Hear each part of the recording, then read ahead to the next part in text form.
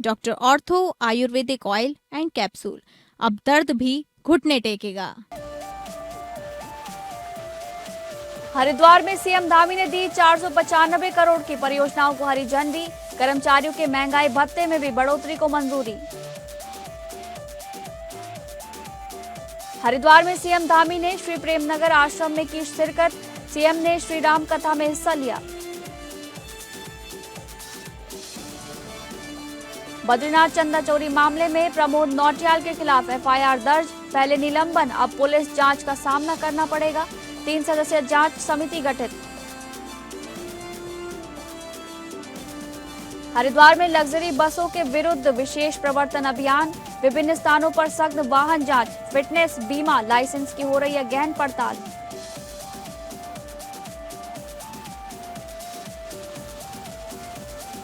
नमस्कार, आप सभी का बहुत बहुत स्वागत है उत्तराखंड न्यूज में। मैं हूं आपके साथ शालिनी राणा। शुरुआत करेंगे उत्तराखंड से जुड़ी खबरों की, जहां हरिद्वार में उत्तराखंड के मुख्यमंत्री पुष्कर सिंह धामी ने उत्तराखंड में विकास कार्यों को गति देने के लिए करीब 495 करोड़ रुपए की विभिन्न परियोजनाओं को वित्तीय एवं प्रशासनिक स्वीकृति दी है।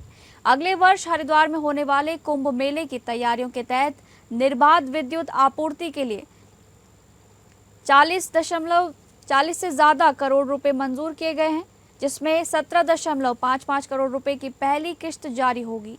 इसके अलावा रामनगर में 38.58 करोड़ की बहुमंजिला पार्किंग, चंपावत में एडवेंचर पार्क और देहरादून आरटीओ कार्यालय के द्वितीय तल निर्माण को भी हरी झंडी मिली है। नरेंद्र नगर, लक्सर, सितारगंज, हरिद्वार, धारचूला सहित कई क्षेत्रों में सड़क निर्माण और पुनर्निर्माण होगा। सल्ट के शिव मंदिर सौंदर्यकरण, चौखुटिया में राम पादुका स्नान घाट, चंपावत महिला प्रौद्योगिकी पार्क और गूंजी गांव के विकास को भी मंजूरी दी गई है। शहर निकायों को 328.28 करोड़ और जिला पंचायतों को 82.21 करोड़ रुपए की दूसरी तिमाही की राशि जारी होगी। रुद्रपुर पीएसी में बैरक निर्माण के लिए 19.91 करोड़ भी स्वीकृत किए गए हैं। साथ ही 5वें वेतनमान का महंगाई भत्ता 474% से 483% और छठे का 257% से 262% किया गया है, जो 1 जनवरी 2026 से लागू किया गया।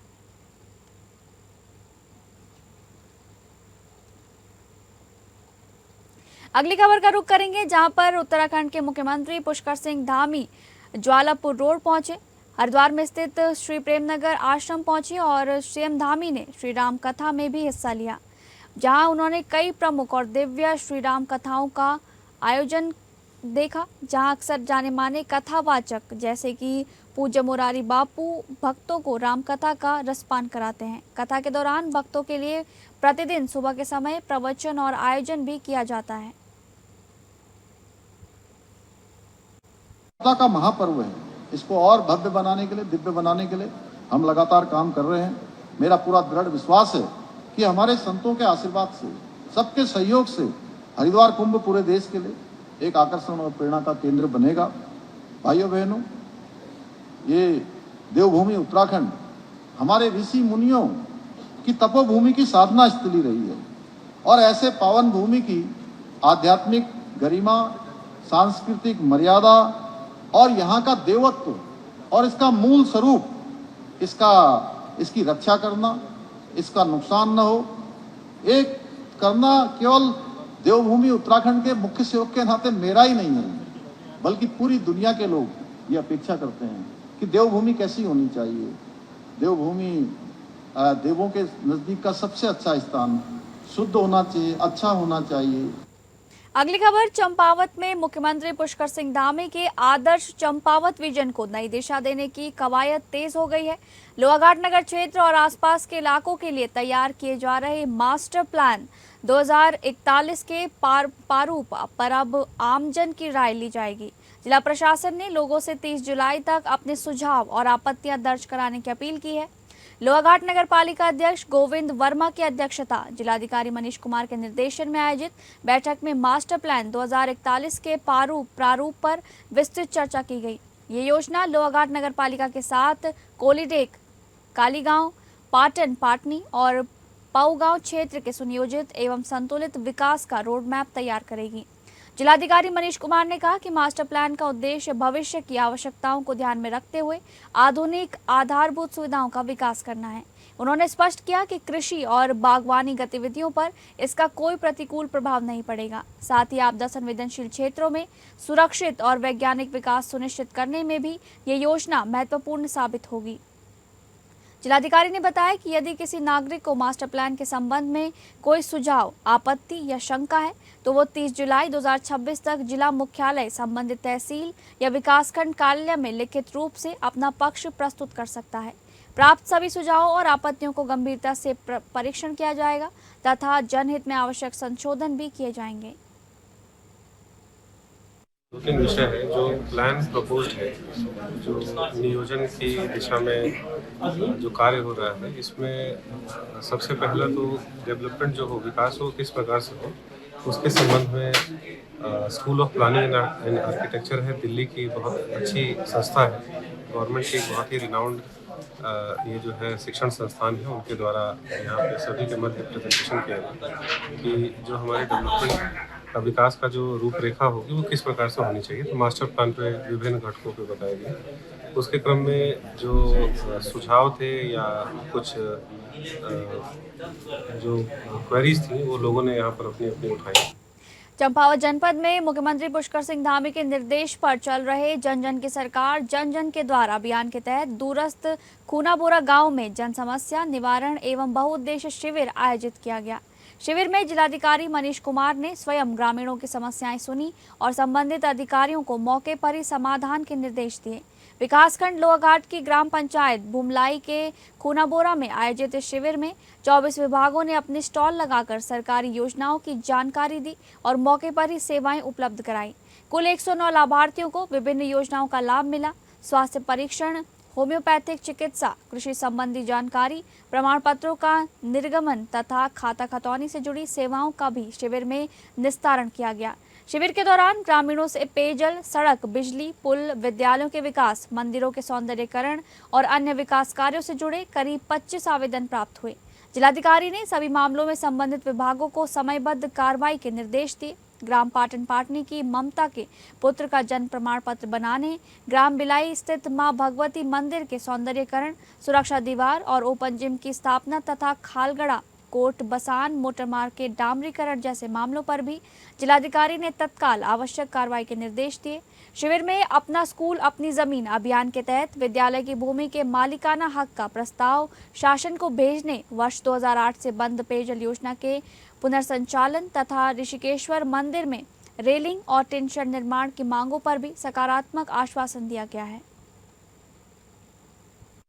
हर एक चीज की समस्या आई है, दवाई के लिए, नसों के लिए दिक्कत, जो भी महिलाएं आई हैं हमारे गांव से वो सब समस्या कर रही हैं और दवाई ले जा रही हैं। बहुत अच्छा लगा। इसलिए ये जिलाधिकारी जी का, मुख्यमंत्री जी का बहुत बहुत धन्यवाद। जन जन के सरकार जन जन के द्वार उससे पूर्व में शिविर लगे हुए थे, उनके अंतर्गत ये जो दूसरे फेज में 4 है। मोटो यही है कि हमारे जो दूरस्थ और हमारे जो रिमोट हैं, गांव हैं, जो ऐसे लोग हैं जो मुख्यालय या तहसील या ब्लॉक कार्यालय नहीं आ सकते हैं, वहां तक प्रशासन के बीच पहुंचे। कैंप ये बहुत अच्छी पहल है और लेकिन थोड़ा सा मौसम ने यहाँ पे साथ नहीं दिया कि माननीय मुख्यमंत्री श्री पुष्कर सिंह धामी जी के मुख्य सेवक के तौर पर कार्य करते हुए 5 वर्ष पूरे हुए हैं। उसी के उपलक्ष्य में सेवा पखवाड़ा के तहत जन जन की सरकार जन जन के द्वार के तहत यहाँ पर इस न्याय पंचायत भुमलाई के ग्राम पंचायत खूनाबोरा के इस उच्चतर माध्यमिक विद्यालय में आज ये शिविर आयोजित किया गया है। अपने क्षेत्र की समस्याओं को लेकर, लोहाघाट की समस्याओं को लेकर यहाँ पर आया था, जिसमें तत्काल त्वरित कार्रवाई हुई। अगली खबर का रुख करेंगे, जहां पर हरिद्वार जिलाधिकारी और जिला निर्वाचन अधिकारी मयूर दीक्षित ने बताया है कि विशेष गहन पुनरीक्षण यानी कि SIR के महत मतदाता सूची अपडेट करने का काम तेजी से जारी है।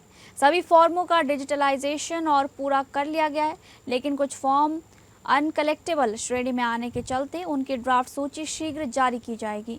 ड्राफ्ट सूची प्रकाशित होने के बाद किसी भी मतदाता के पास दावा या आपत्ति दर्ज कराने का अवसर होगा। इच्छुक नागरिक संबंधित ERO या जिलाधिकारी कार्यालय में अपने दावे और आपत्तियां दर्ज करा सकते हैं। अगले 2 महीनों तक दावे आपत्तियों की सुनवाई की प्रक्रिया चलती रहेगी, जिसके बाद सभी दावों और आपत्तियों का निस्तारण कर सितंबर महीने में अंतिम मतदाता सूची प्रकाशित कर दी जाएगी। जिलाधिकारी मयूर दीक्षित ने स्पष्ट किया है कि जो भी नागरिक 18 वर्ष की आयु पूर्ण कर चुका है, उसे मतदाता सूची में नाम दर्ज कराने और अपने मताधिकार का प्रयोग करने का पूरा अधिकार है।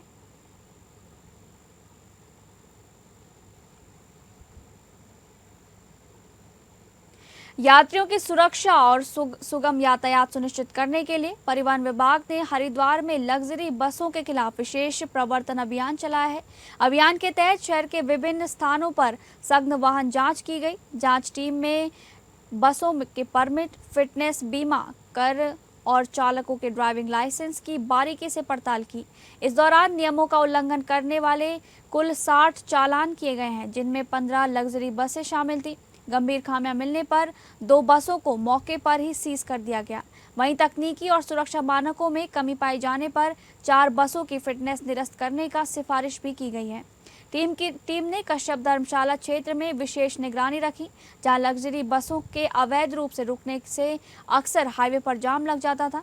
अब बसों का संचालन केवल निर्धारित स्थानों पर ही सुनिश्चित किया जाएगा। विभाग ने साफ किया है कि यात्रियों की सुरक्षा के साथ खिलवाड़ बर्दाश्त नहीं होगा। नियम तोड़ने वालों के खिलाफ मोटर वाहन अधिनियम के तहत कड़ी कार्रवाई होगी। साथ ही सभी चालकों को यातायात नियमों और सुरक्षा मानकों का कड़ाई से पालन करने के निर्देश भी दिए गए हैं।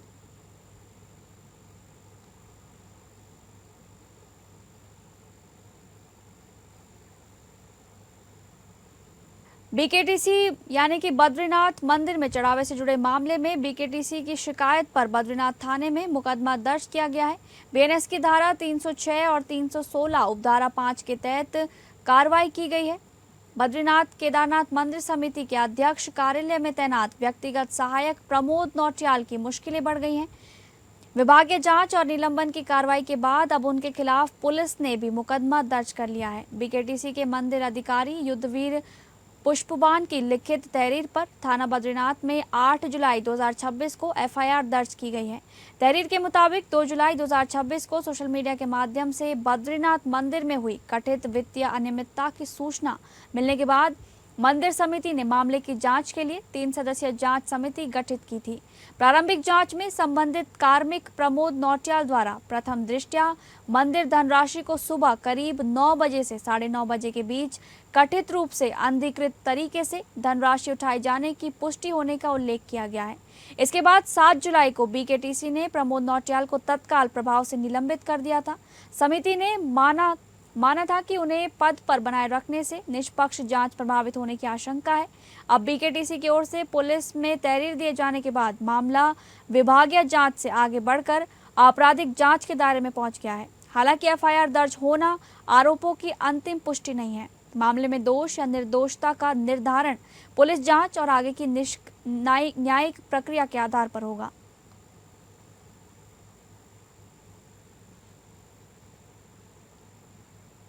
अगली खबर का रुख करेंगे, जहां पर चमोली में राज्य स्तरीय 20 सूत्री कार्यक्रम और कार्यान्वयन समिति की समीक्षा बैठक उपाध्यक्ष रामपाल सिंह की अध्यक्षता में जिला कार्यालय सभागार में आयोजित की गई। बैठक में विभिन्न विभागों द्वारा 20 सूत्री कार्यक्रम के अंतर्गत संचालित योजनाओं एवं कार्यक्रमों की प्रगति रिपोर्ट प्रस्तुत की गई। उपाध्यक्ष ने विभागवार उपलब्धियों की विस्तार से समीक्षा करते हुए अधिकारियों को निर्धारित लक्ष्य अनुसार कार्य करने और सभी योजनाओं के प्रभावी क्रियान्वयन को प्राथमिकता देने के साथ साथ कार्यों में नवाचार लाने के निर्देश दिए। उन्होंने कहा कि 20 सूत्री कार्यक्रम सरकार की जन कल्याणकारी योजनाओं को जनता तक पहुंचाने का महत्वपूर्ण माध्यम है, इसलिए सभी विभाग सुनिश्चित करें कि योजनाओं का लाभ पात्र लाभार्थियों को समयबद्ध रूप से प्राप्त हो। बैठक में गरीबी उन्मूलन, कृषि और एवं सिंचाई, महिला एवं बाल विकास, स्वास्थ्य स्वच्छता, सामाजिक सुरक्षा पेंशन, ग्रामीण विकास, रोजगार सृजन, जल जीवन मिशन, पीएम आवास योजना सहित अन्य बिंदुओं की विस्तृत समीक्षा की गई। उन्होंने कहा कि किसानों, महिलाओं, युवाओं एवं वंचित वर्गों के हित में संचालित कार्यक्रमों को अभियान मोड में प्रभावी ढंग से लागू किया जाए ताकि जिले की समग्र विकास स्थिति और बेहतर हो सके। बैठक में उपस्थित अधिकारियों को प्रगति रिपोर्ट नियमित अपडेट करने, लाभार्थी सर्वेक्षण तेज करने तथा विभागों के बीच समन्वय मजबूत करने के भी निर्देश दिए गए हैं। कि आदरणीय पुष्कर सिंह धामी जी की ये सरकार है और उनका कहना है कि जो जमीन पे आखिरी पायदान पे खड़ा हुआ व्यक्ति है, विकास की किरण अगर उस तक नहीं पहुंचती है तो हम मानते हैं कि वो विकास हुआ ही नहीं है। यही हमारे पार्टी का ध्येय वाक्य है। तो आदरणीय पुष्कर सिंह धामी जी ने हम लोग को इसी उम्मीद से भेजा है कि नीचे लेवल पर जाके हम लोग समीक्षा करें कि जो सुविधाएं, जो घोषणाएं या जो योजनाएं बनाई गई हैं आम आदमी के लिए, वो आम आदमी तक पहुंच रही है या नहीं पहुंच रही है। इसी के निमित्त आज एक कार्यक्रम था यहाँ पर और उसमें समीक्षा बैठक की गई है। और मुझे अच्छा लगा कि यहाँ पर जो अधिकारी हैं वो अपने लेवल पर कुछ मुद्दों को छोड़ दिया जाए तो ज़्यादातर सब कोऑपरेटिव अधिकारी हैं। अगली खबर, चमोली जिले में सेवा सुशासन और समर्पण के अंतर्गत सेवा पखवाड़ा बड़े ही धूमधाम से मनाया जा रहा है। इसी के तहत खेल विभाग चमोली द्वारा क्रॉस कंट्री दौड़ प्रतियोगिता आयोजित की गई। इस अवसर पर विभिन्न खेल प्रतियोगिता के विजेताओं को सम्मानित किया गया। जिला क्रीड़ा विभाग द्वारा रजत जयंती वर्ष के अवसर पर विभिन्न आयु वर्ग में आयोजित क्रॉस कंट्री दौड़ का शुभारंभ आज स्पोर्ट्स स्टेडियम गोपेश्वर में किया गया। ये दौड़ स्टेडियम से प्रारंभ होकर नगर के विभिन्न भागों से होते हुए वापस स्टेडियम पहुंची। ये प्रतियोगिता बालक बालिकाओं के अंडर 14, 17, 21 और ओपन आयु वर्ग में आयोजित की गई। प्रतियोगिता के समापन पर विभिन्न विजेताओं को खेल विभाग द्वारा पुरस्कृत भी किया गया।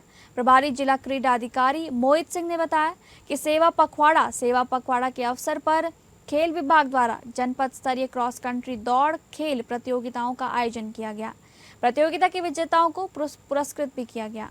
क्रॉस कंट्री दौड़ में प्रथम आने वाले विजेता खिलाड़ियों ने कहा कि सेवा पखवाड़ा के अवसर पर क्रॉस कंट्री दौड़ में भाग लिया गया है। उन्हें खेल विभाग द्वारा पुरस्कृत भी किया गया। पुरस्कार पाकर वे बेहद खुश हैं। अंकित, मैं आज ये गोपेश्वर में क्रॉस कंट्री का आयोजन था तो इसमें हमने प्रतिभाग किया, जिसमें मेरा प्रथम स्थान आया, जिसमें बहुत अच्छा लगा कि प्रथम स्थान आया। और ये ऐसे हमें मौके देने के लिए यहाँ गोपेश्वर स्टेडियम में हर बार ये क्रॉस कंट्री का आयोजन किया जाता है, जिसमें बहुत बच्चे बढ़ चढ़ के, छोटे बड़े भाई मेरे प्रतिभाग करते हैं। और छोटे भाइयों को यही कहना है कि फर्स्ट नहीं आए, सेकंड नहीं आए, कोई बात नहीं, अपनी आपकी प्लेस नहीं पड़ी है कि कंटिन्यू आप तैयारी करते रहते रहो। मेरा नाम दिया रावत है और मैंने आज क्रॉस कंट्री में पार्टिसिपेट किया। आज खेल परिषद द्वारा मुझे सम्मानित किया गया और मैं गोपीनाथ फिजिकल एकेडमी से हूँ। मेरा नाम अनमोल बिष्ट है, मैं रायका ब्राह्मण से हूँ। आज यहाँ गोपेश्वर खेल विभाग द्वारा आयोजित क्रॉस कंट्री दौड़ में मैंने प्रथम स्थान प्राप्त किया है। सेवा सुशासन पखवाड़े के अंतर्गत यहाँ पर आज खेल विभाग चमोली द्वारा और जिला प्रशासन के समन्वय से बालकों की, बालिकाओं की, महिला पुरुषों की यहाँ पर क्रॉस कंट्री रेस प्रतियोगिता का आयोजन किया गया है। अगली खबर का रुख करेंगे, जहां पर रुड़की गंगनहर पुलिस को बड़ी कामयाबी हाथ लगी है। पंजाब निवासी युवक को 2 करोड़ रुपए कीमत की हेरोइन के साथ गिरफ्तार किया गया है, जिसका खुलासा एसएसपी हरिद्वार ने रुड़की गंगनहर कोतवाली में करते हुए बताया कि 2 करोड़ रुपए कीमत की हेरोइन के साथ पकड़ा गया अभियुक्त पंजाब का रहने वाला है, जिसको रुड़की गंगनहर कोतवाली क्षेत्र से गिरफ्तार किया गया है। पुलिस आगे की जानकारी जुटा रही है कि यह हेरोइन कहां से खरीद कर लाया था और आगे किसको सप्लाई करनी थी।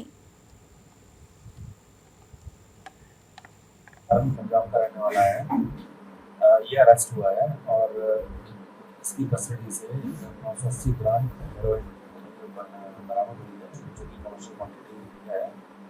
हेरोइन की कमर्शियल क्वांटिटी 250 ग्राम है, उससे काफ़ी ज़्यादा मात्रा है, ये 180 मात्रा। और इससे अभी ज्वाइंट इंटरोगेशन और एनसीसी का हमारा चल रहा है और इसमें एंटीकेस का केस रजिस्टर कर दिया है। और ये बड़ा प्रकरण है और इसमें काफ़ी दिनों से शानदार पुलिस की क्षेत्राधिकारी और एसपी उनके नेतृत्व में बड़ा अच्छा काम किया है। इसमें अरेस्ट हुई है और इससे संबंधित जो भी व्यक्ति हैं जिनसे लेके आया है या फॉरवर्ड लिमिटेड जहाँ देने जा रहा था, उस संबंध में पूछताछ करी हुई है और फिलहाल इसको पुलिस कस्टडी में भेजा जा रहा है और जो भी प्रोग्रेस उत्तराखंड के सीमांत जनपद चंपावत के लिए 6 जुलाई 2026 का दिन ऐतिहासिक बन चुका है, क्योंकि केंद्रीय रेल मंत्री अश्विनी वैष्णव, उत्तराखंड के मुख्यमंत्री पुष्कर सिंह धामी, महाराष्ट्र के मुख्यमंत्री देवेंद्र फडणवीस, रेल राज्य मंत्री रवनीत सिंह, केंद्रीय राज्य मंत्री जितिन प्रसाद और अजय टम्टा ने टनकपुर, नांदेड़ और पीलीभीत से एक साथ टनकपुर नांदेड़ एक्सप्रेस, नांदेड़ मुंबई एक्सप्रेस तथा टनकपुर पीलीभीत ट्रेन सेवा के शाहजहांपुर तक विस्तार का शुभारंभ हरी झंडी दिखाकर किया। देवभूमि उत्तराखंड के टनकपुर से हुजूर साहिब नांदेड़ के लिए नई सर्विस चालू हुई। तराई के क्षेत्र में हमारे बहुत सारे सिख भाई और बहन जो रहते हैं उनकी साइड से लगातार डिमांड थी। श्री रमनीत सिंह बिट्टू जी, श्री जितिन प्रसाद जी और श्री टमटा जी लगातार उन्होंने डिमांड की थी। तो आज हुजूर साहिब नांदेड़ साहिब से शुरू हुई देवभूमि टनकपुर में, उत्तराखंड के टनकपुर में ये गाड़ी, जो कि माननीय मुख्यमंत्री श्री पुष्कर सिंह धामी जी ने भी डिमांड की थी। इसका आज से संचालन शुरू होगा। साथ ही साथ माननीय मुख्यमंत्री श्री देवेंद्र फडणवीस जी ने जो डिमांड की थी और श्री अजीत गोपचड़े जी ने, श्री अशोक राव चौहान जी ने डिमांड की थी कि हुजूर साहिब नांदेड़ से वाशिम हिंगोली होते हुए मुंबई के लिए ट्रेन सर्विस चालू हो, जिससे कि विदर्भा और मराठवाड़ा के कई जिले उनको मुंबई से कनेक्टिविटी हो, वो ट्रेन। तो फिलहाल उत्तराखंड न्यूज में बस इतना ही। नमस्कार।